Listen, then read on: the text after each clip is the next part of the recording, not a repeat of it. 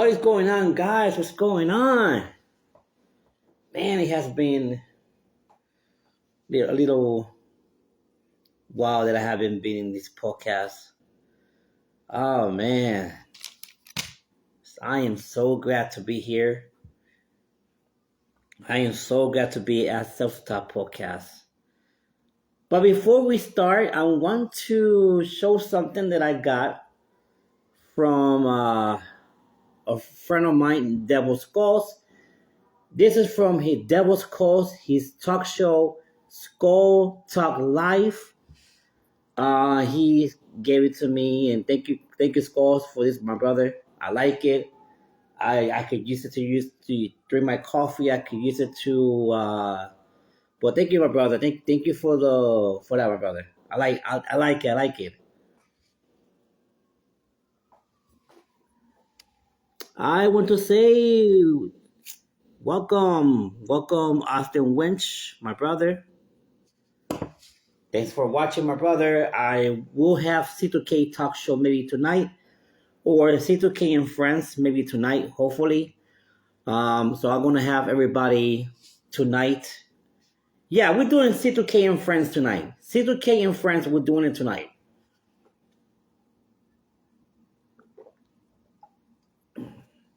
Yes, sir. Man, there's a lot of things that I want to talk about. I heard some comments because I do pay my nails black. There's not too much comments. Maybe a couple people talking about that. Oh, Celso does paint his nail black. I said it before. I'm Gothic. If you guys don't know what Gothic means, Google it. We all about fashion and music. And yes, Gothic people does paint the nails black. Gothic people always wear black. Gothic people. You see, we should do a crossover of the.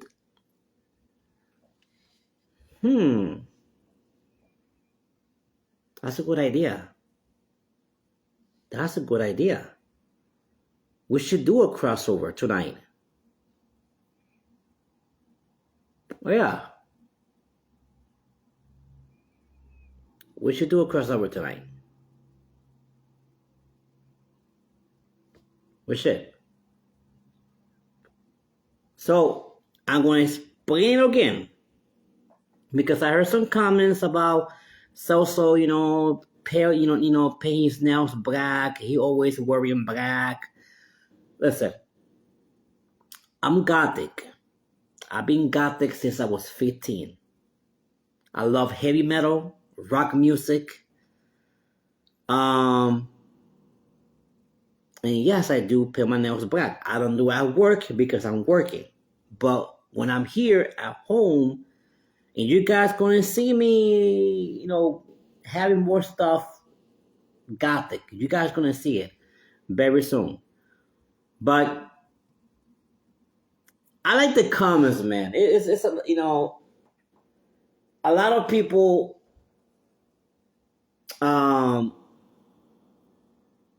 which I do respect it. I really do. I respect people's comments. I respect people's opinions. Not everybody's going to have the same opinion or going to agree with same with things with you. Gothic is all about fashion and music.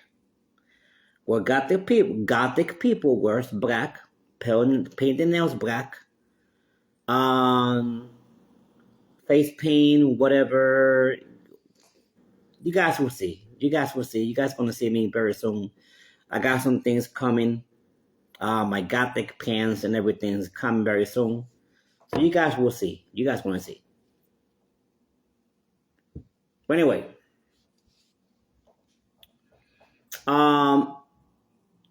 the topic of today is very interesting.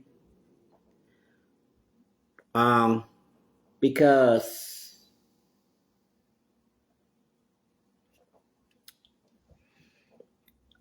I know we talked about this on my talk show. I mean, my podcast. We did. We did. And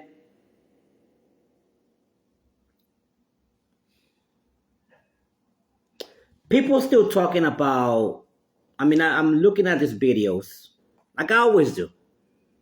I always look at these videos where um people talk about different things. In my podcast, we talk about different things. And when it comes to these people, these people where it's like, Rob, what's going on? So a lot of people talk about different things, in these videos where they talk about, like they always complaining about how other people eat, how other people cook. And hello. um so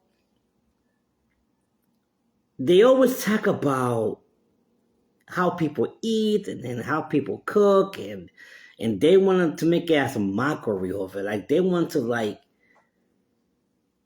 if you see these videos, you see these entrepreneurs or TikTokers that want to go ahead and talk about how people cook and how people eat. And I know we talked about this before, where I always going to say, and I got this comment, that I'm always going to say, not everybody's going to eat what you eat. Not everybody's going to cook the way you cook. I'm going to say it again. Not everybody's going to eat what you eat. Not everybody's going to cook what you cook. Not everybody's going to like what you like. Not everybody's is not going to like what you don't like. Because God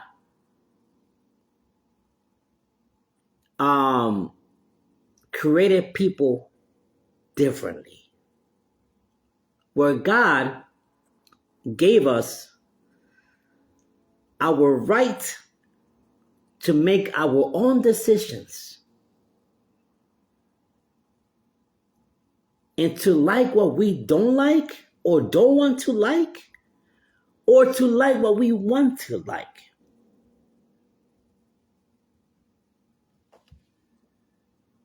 So if you don't eat this, let's say, for example, if you don't eat pork, some people are going to eat pork. You don't eat chicken, some people are going to eat chicken. Because this type of people, they think that the world goes around them. It's not like that. The world doesn't go around you. No. There's a sun that is in our universe, and the planets goes around him. The planets move around the sun, not around people.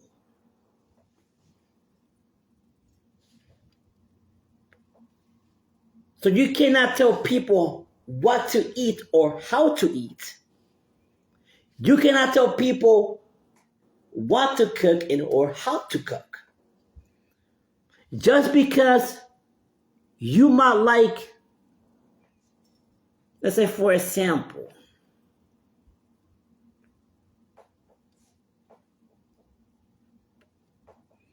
let's say that you like your food season, but there's going to be people that not going to like the food season. They're not going to. Maybe you like some salt in your food. Not everybody gonna want some salt in their food. You see, we don't act the same.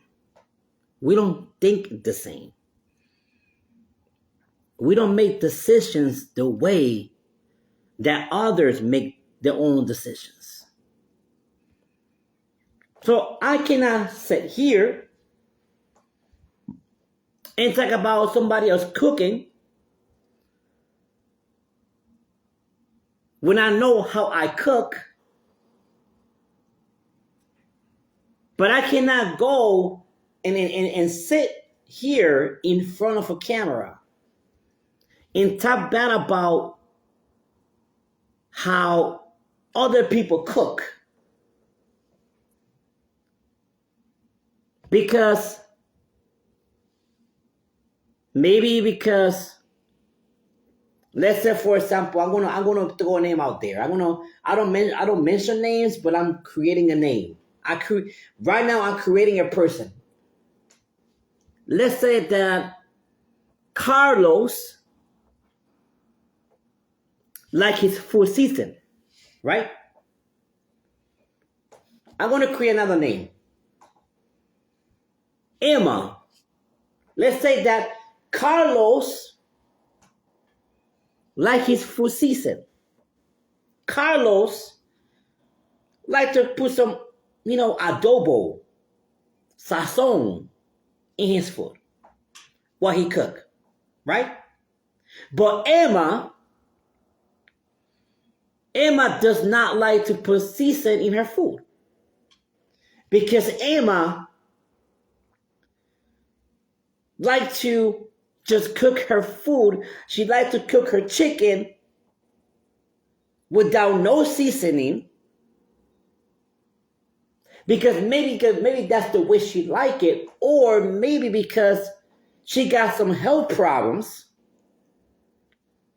that doesn't let her, because of her health problems, it doesn't let her to, by doctor's orders, it doesn't let her put some adobo, put some seasoning in her food. So by doctor's orders and her health problems, she cook her food without seasoning. But Carlos might don't have no health problems, might don't have no doctor's orders that tells him clearly that he cannot eat his food with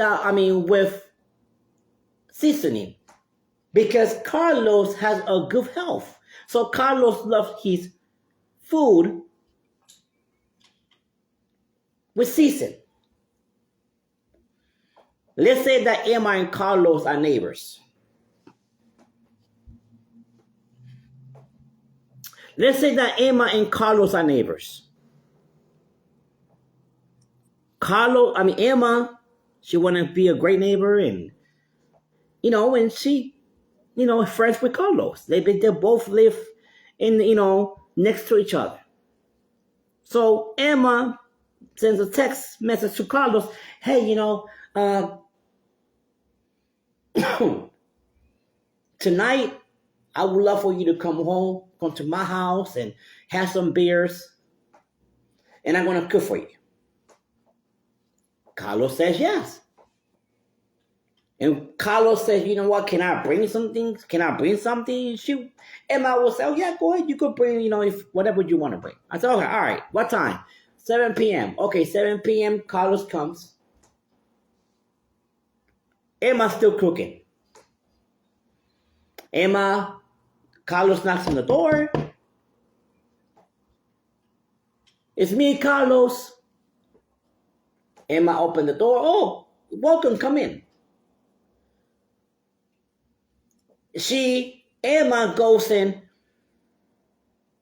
tell her to sit down. She says, you can go ahead and sit down because I'm still cooking, but the food's gonna be it's gonna be finished probably in 2 minutes. Carlos says, okay, no problem. Emma is cooking. Carlos wanna go to the bathroom, and Carlos asks Emma, hey, can I go to your bathroom? He says, okay, the bathroom is right here. So Carlos passed, Carlos passed by the kitchen. While Carlos is passing by the kitchen, he looks at Emma and he's looking how she's cooking. So Carlos want to ask, because he don't see Emma putting any condiments, or she's not putting no condiments or no seasoning to her chicken. So Carlos, instead of just going to the bathroom, Carlos stops and asks Emma a question. Says, Emma, can I ask you a question? Emma says, okay, well, yeah, sure. What's the question? Why you don't season your food? Because I season my food, and I like my food with seasoning. Why you don't season your food? I don't think it's Carlos. For me, I don't think it's Carlos' business of what Emma puts in her food. When you got invited to Emma's house,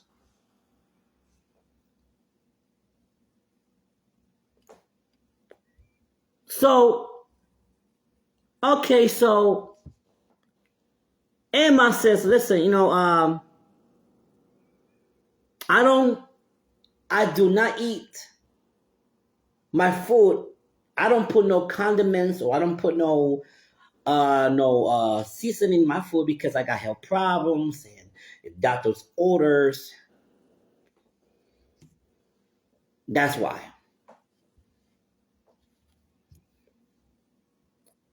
Carlos cannot say anything after that. He cannot say, well, I don't eat my food with no condiments because that's the way I like it. He can't say that because, first of all, this is Emma's house. Emma invited Carlos to eat with her, maybe watch some movies, and that's it.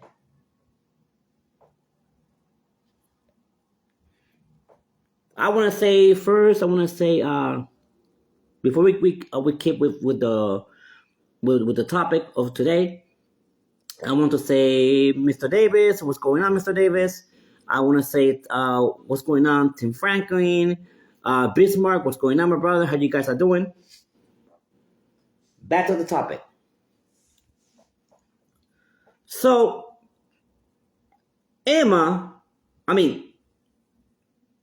Carlos, all you have to say, okay, just I'm just asking. Sorry for asking. And Emma said, don't worry about it. It's okay. It's okay. Carlos goes to the bathroom and, wash his hands and go back to the living room and wait for Emma to bring the food.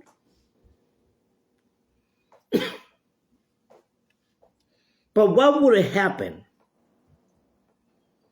if Carlos said, well, I don't think I'm going to eat your food because I eat my food with seasoning, and I don't think that's going to taste good without seasoning. I could hear Tim saying, ooh. I could hear Tim saying that. Oh, the way he say, oh. But what would happen if he would tell that to Emma at her own house, what would happen? What do you think it would happen? Emma probably would have kicked him out of his house, out of her house. If there's going to be if there is going to be an argument, yes, I guess yes, it will be an argument. Because Carlos was rude. Carlos came to her house when he got invited by Emma, and she wanted to cook for him. But Carlos, even though he asked the question, he said, "Okay, no problem. I just wanted to ask." He wasn't rude at all. He just was asking the question, and he sat down and he ate her food, and he was grateful about it. It was grateful about it. So they both watched TVs. They both watched, movies into late at night. Carlos had to go home, and Carlos said, "You know what? Maybe next weekend I will invite you, for dinner." And I said, "Okay, no problem. I'll be there next weekend. What time?" 7 p.m. I'm going to grill outside. Gonna have a little grill. We're gonna have some beers. No problem. No problem. They stood not only as good neighbors, but they still have their friendship. Because Carlos was not rude. Even though Carlos does not like his food without no condiments or no seasoning, but Carlos was grateful because he ate her food. Yes, he asked the question of why she doesn't put no seasoning in her food or not put no condiments in her food, but at least Carlos was grateful and he invited her next weekend to have dinner in his house.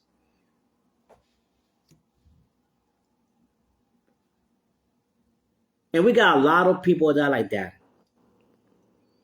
We got a lot of people that are like that, man. And people forget that back in the 1800s, and we could go back all the way back to the 1700s.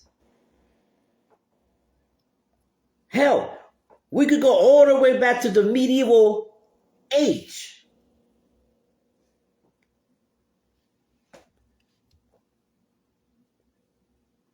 When people was eating everything. People was eating everything. They didn't have no stoves back in the day in the 1700s, maybe 1600s. What they was doing, they was putting some freaking wood, cotton wood, putting 2 sticks up, 1 stick across, kill the animal, and whatever, cut, the skin off or whatever, feathers, and they put the meat right straight. What I meant to say is they put that stick inside the meat and put it right on top of those sticks, light up the fire, and this is what they was doing. They were sitting and just doing like this, rotating their meat so their meat to get cooked.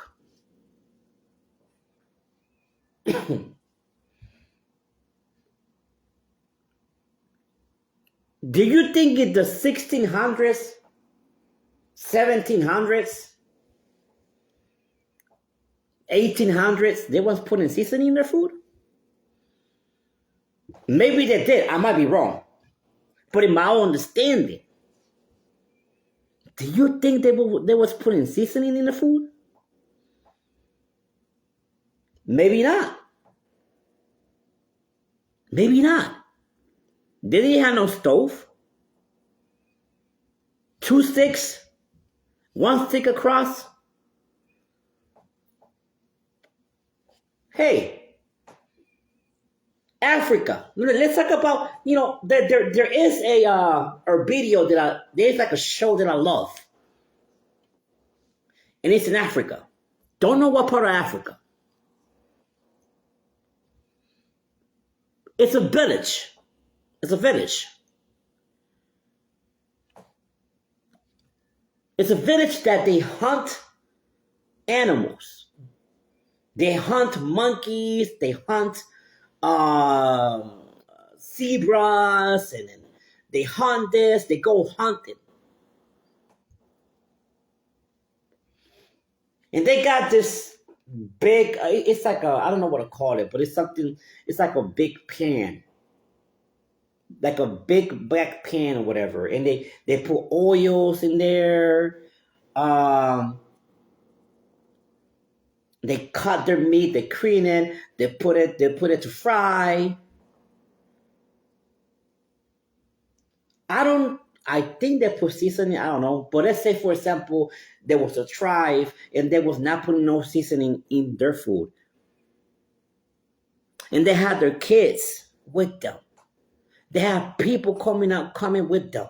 There's a crew of a camera crew that follows them everywhere, and they eat the same food that they eat in Africa. Did you think that these people complain and say, "Oh, I'm not going to eat your food because your food you're not putting no seasoning in your food, and I'm not going to eat it"? They're not complaining. They're being grateful. These people are eating the same animals that they eat in Africa. They eating monkey brains. They eating monkeys. They eating that. And guess what? They eat it because they're grateful. They don't complain. "Oh, I don't eat monkeys. I'm not going to eat that. I'm not going to eat it because you eat it." No, there's no complaints whatsoever, because that is their job as a camera crew, as a show that are doing a show of a village to show people how they live as a village. And they don't complain. They don't complain. They're eating the same meat that these people in Africa are eating. There's no complaint whatsoever. They are grateful and they love the food. We got people over here complaining about how other people cook and how other people eat, and they think it's a mockery. They think they're gonna laugh about that, and I don't like that. I don't think that's good. I think that's rude. I think that's rude. Listen, I come from a generation that eats everything. I was raised in Bronx, New York. I used to live in Brooklyn, Manhattan, Queens, Bronx. And let me tell you something. My grandfather, God bless his soul. I remember that my grandfather, he always used to have this big bowl, like something big, like a bowl that was very big. And he loved soup. My grandfather, God bless his soul, he loved soup. And the soup that he was eating, sometimes it was a shrimp soup, fish soup, whatever. And my family used to eat anything. I even remember, I don't know how I do remember this. I don't know how I remember. Maybe because I got good memory. Maybe because, I don't know. I even remember when I was like 5 years old, and I even remember my grandmother taking me in a stroller to the Brooklyn Bridge. in the Brooklyn Bridge, Chinese people, they might still do it, but Chinese people used to sell fish, fresh fish. They used to catch it from the river, and right there under the bridge, they used to go ahead and sell fish. My grandmother with my grandfather, they used to push me in the stroller, and they used to buy the fish. And back in the day, if you see these movies, like Chinese movies or old movies back in the day, where they show this Chinese people selling fresh meat, selling fresh fish. And what they used to do, they put it inside of a newspaper. And you see that they have this table, big table with eyes, and in that eyes, there was the fresh fish. Right? So what they did, they used to put on that table, cut the head, whatever, or they ask you, how do you want it cut? Okay, cut in half. Bam! You cut in half, turn around, and get some either 2 newspapers, wrap it up with newspapers. You give it the money, they give it to you. That's how it was back in the day. Maybe it is like this right now. I don't remember. I don't know, but I do remember that was the way they used to do it. I come from a generation that we used to eat whatever our grandparents and parents used to cook us, and we used to eat it. And if we did complain, oh Lord, have mercy.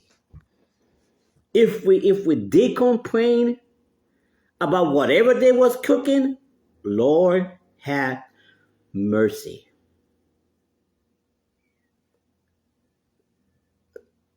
Everybody, a lot of you guys, Gen X, seniors, maybe millennium, you guys know what I'm talking about. When you was a kid and your mom probably was cooking some fish, and they put it on the table and say, "Ew, I don't want that." Ooh, don't say that. Because if you say that, Lord have mercy. Either they wouldn't make you eat it, or they will come with this story that it used to scare us, the boogeyman. Or if you don't eat it, the boogeyman, or no, it was the homeless person. When I was a kid, when I didn't eat what my grandmother, my grandparent was eating, cooking, they say Celso. Well, Kuto. They used to call me Kuto, Cuto. Kuto, if you don't eat it, the homeless man is gonna eat it. But the homeless man gonna eat nothing because this is my food and I eat it. And that's how I learned I could eat whatever. Listen, man, I have a lot of friends. And in Rochester, I had a lot of friends in Rochester where I used to go to the parents' house and I used to eat their parents' food. Back in 2001, the same day that I went to, I met my brother John. Same day that I went to Rochester, New York, and I remember I want to say hello to Craven and Oscar Guerrero. What's going on, my brothers? What's going on? So I remember that the same day that I met my brother John, I went to his house. His parents, God bless their soul. Let me tell you, they introduced me to the soul food. Woo! I love me some soul food. Oh, yes, I do. Listen, I might be gothic, but let me tell you something. I love me some soul food. Hell yeah. What? I love soul food. And I remember that night, and I remember it was May 28, 2001. The first day that I went to Rochester, New York was the first day that I met my brother John, was the first day that he brought me to his house, was the first day that I met his family, and was the first day that I was introduced to soul food. And I remember it was collard greens with neck bones. Yum. I like me some collard greens with neck bones. Oh yeah.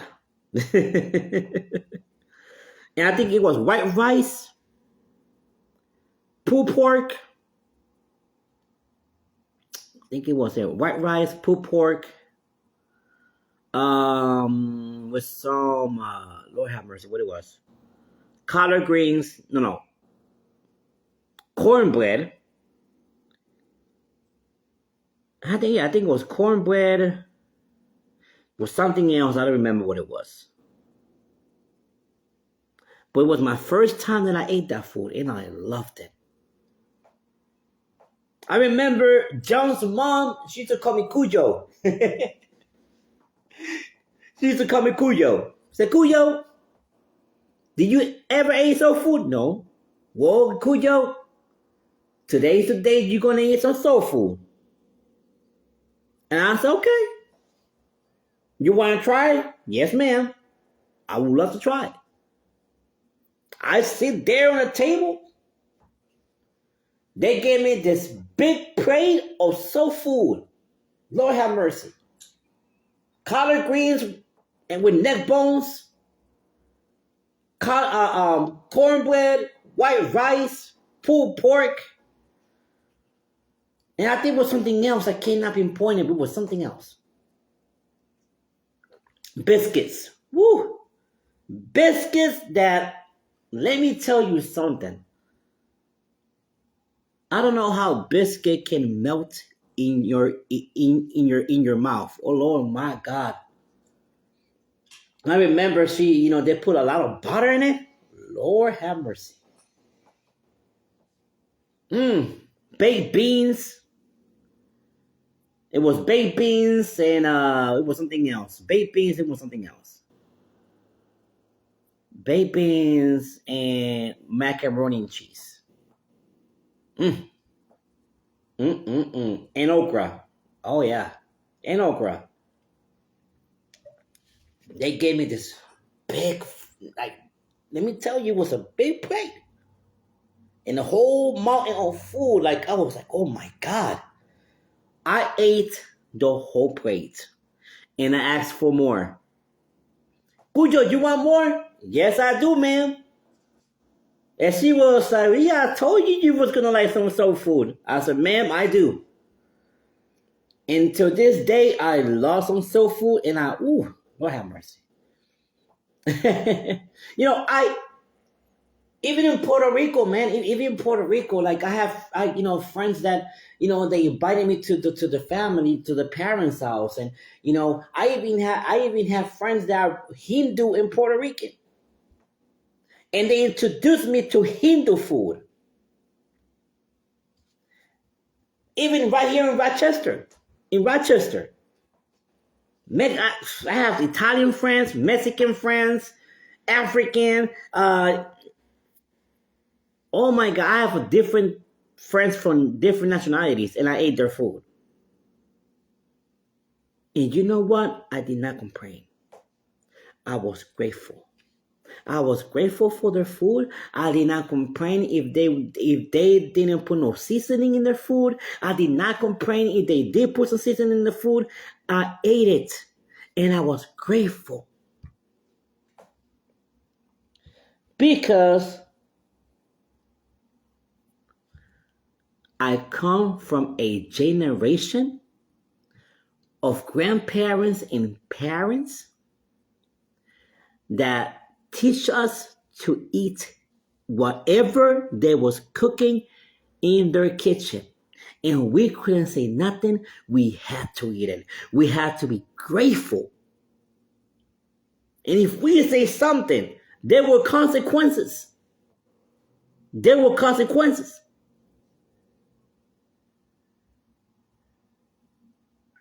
In the Bronx, there's a Chinatown. I love Chinese food. And you know why? Because when I was living in the Bronx, there's a Chinatown. Manhattan, there's a Chinatown. And I come from a generation that in the Bronx, and come on, you could see this old movies back in the day where they had these little boxes with the noodles on, and in these boxes there were Chinese Chinese symbols with how you call those Chinese sticks. I want to call them Chinese sticks, which I know how to eat with them.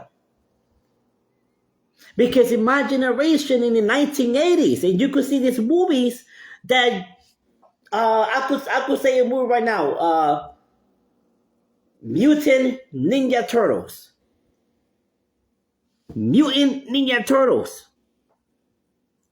Where they was eating pizza and there was this they was eating the Chinese food in a box, and they used to eat it with Chinese sticks.